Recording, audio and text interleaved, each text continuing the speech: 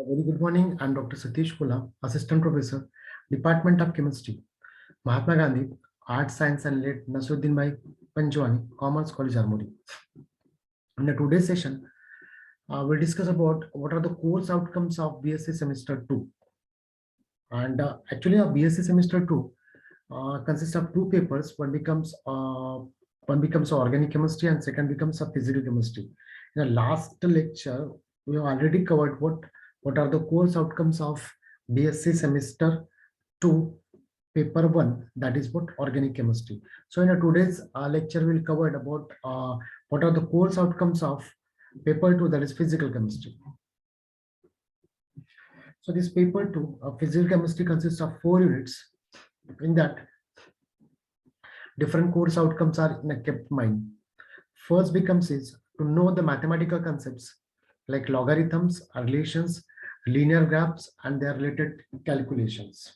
To cover this various fundamental aspects of this physical chemistry, in our syllabus, a first unit is reserved for this fundamental part. In that, various logarithms, techniques, and relations are given. Various formula of logarithms are given. And what are the linear graphs are there, and how that linear graphs are interpreted, that is also given. Then from the different graphs, how to calculate slopes, what are the formula for the slopes, how that is determined. So that is also covered in the fundamental part. Differentiation functions like kx e to the power x, log x, sin x, different mathematical functions are there, and that functions are covered. And also maxima and minima is also covered in that part. Various integration useful relevant functions are also covered. For you know that for the determination of various derivation, some integrations and some derivatives are required in chemistry. For foundation or for the foundation of this various terms are given of integrations in that first units. Then permutation combinations, how that permutation combination will be carried out, that is also given. Then factorials, how that is factorials or how that will be applied. Then concepts of units with reference to CGS and SI units, and how the SI units are converted to CGS and CGS into SI, and what are the relation between the different units. That is covered in the first unit. So first unit is all about fundamental part, and two fundamental part is there. So to cover the one of the very important course outcome, that is mathematical concepts, the first unit is reserved for that. A second course outcomes is to understand the strong, moderate, weak electrolytes and what is degree of ionization. It's a part of actually electrochemistry. To cover this course outcomes, electrochemistry is given in a very detail actually. In that, some part is covered like ionization constant, what is ionic product of water, and how that is applicable for the various degree of ionizations in electrochemistry. Then ionization of weak acids and bases. Then what is weak acid, what is weak base, how ionization is takes place. Then what is in by pH scale, how that pH scale will be used for the chemical reactions. What is common ion effect, what are the applications of this common ion effect. Then salt hydrolysis calculations, hydrolysis constant, and different derivations of these hydrolysis concepts are also covered. Then degree of hydrolysis, pH of different salts, buffer solutions are there. In that buffer solution, various classifications are given: acidic, basic buffer, neutral buffers. So then solubility and solubility product of sparingly soluble salt, which are very important topics there, which are used in a qualitative as well as quantitative aspects. Then applications of this solubility product in various practicals, that is also given in that unit 2. Actually, after covering this whole topic, student can make a difference between what is strong electrolyte and what is weak electrolyte. How can we that distinguish, and what are the major differences between the strong electrolyte and weak electrolytes they can interpret. Now next one is learn the concepts of statements of first law of thermodynamics and thermochemistry. Actually, thermodynamics are a very important part in physical chemistry is concerned. So to know what is thermodynamics, various fundamental basic concepts are given in the initial part of these units, like recapitulation of thermodynamic terms like system, surrounding, what are the properties are there, intensive, extensive properties are there, what are the different types of functions are there, what is work done is there, and then integrating factors are there, and what simple concept of heat and work with various examples are explained to cover that course outcome. The next one is first lab thermodynamics is given with various examples are there, and their related terms like energy, enthalpy, heat capacity, what is volume at constant volume, as well as different processes at constant pressure, constant volume, at constant at constant pressure, constant or at constant temperature, and what are the effects of this, that all will be studied in that.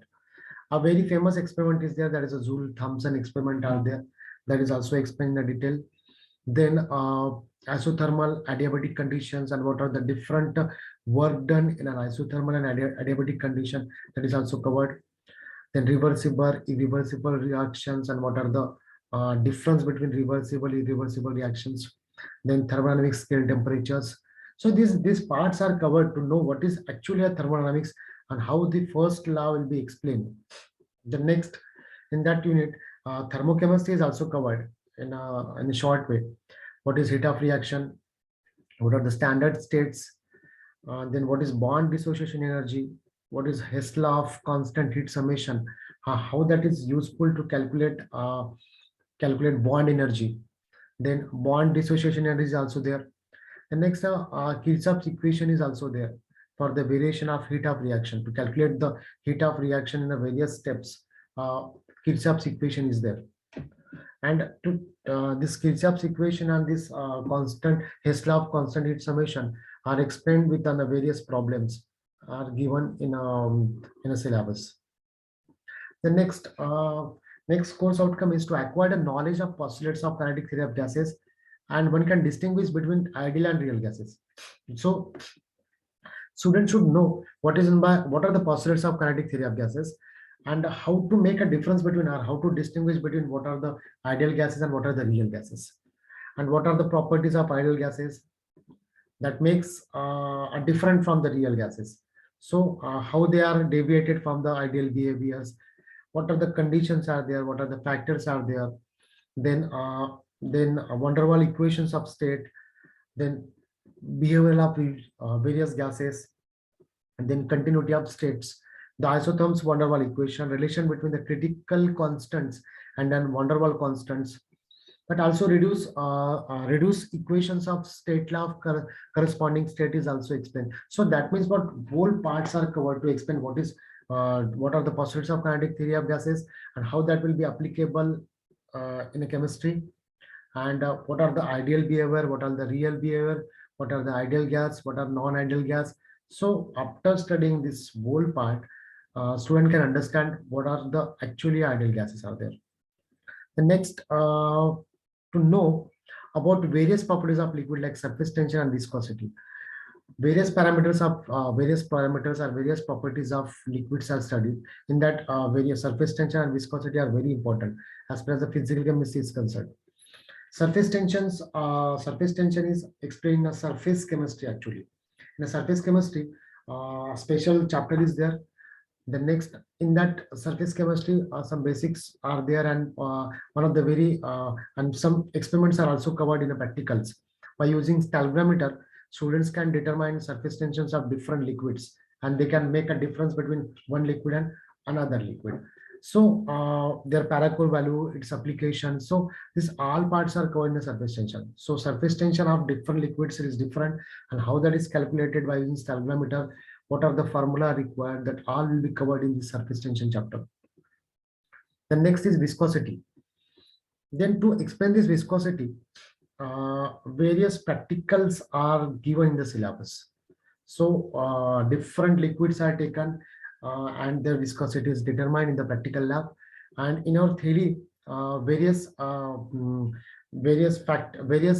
experiments are also given. In our theory, one part is explained in detail. That is what are the factors affecting viscosity? What is the intrinsic viscosity? Then what are the methods we can determine viscosity of different liquids. One Ostwald viscometer is suggested, or Ostwald viscometer is included in our syllabus to determine the viscosity of different liquids. So this is all about the course outcomes of, that is BSc semester 2, paper 2, physical chemistry. Thank you so much.